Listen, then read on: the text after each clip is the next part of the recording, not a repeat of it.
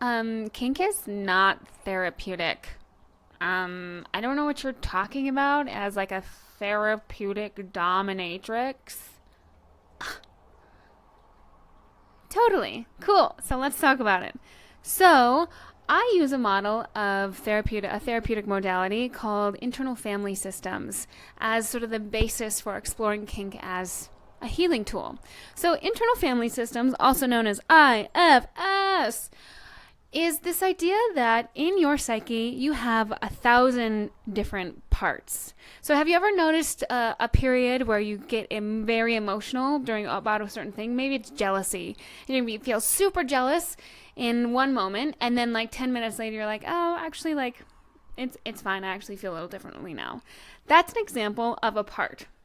So the idea is that you have parts that are in pain, and you have parts that want to protect you from pain. So again, think of like a minions, or think of a stadium full of minions. These are all of your different parts. And then think about you, who's the self, who's standing on a podium, sort of like looking out over all the minions. Your authentic self is almost like your seat of consciousness.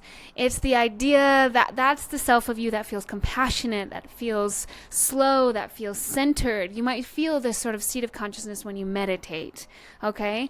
So the idea is to befriend your parts and to work with your parts. Okay, so how does this all relate to kink? What I do is I take your parts and I get kinky with them. And all of a sudden, what we do is we sort of act out these parts. What part wants to come forward in this fantasy? Like, what part of you is this? Is this part of you that wants to be ravaged? Is this part of you that wants to lick my feet? What part of you wants that in your life? And through kink, we can start in your fantasies and your erotic desires and your taboo parts of yourself that you hide. We can start to really unpack all of your different protectors and exiles and pains, but we do it as also as a way of like shooting eros through all of them. Like, imagine the parts of yourself that you are so ashamed of, and then putting them into a kink scene, and then just finding it so erotic.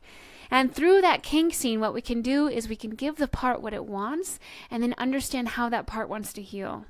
It's truly fucking magic, and I'm fucking brilliant. Bye.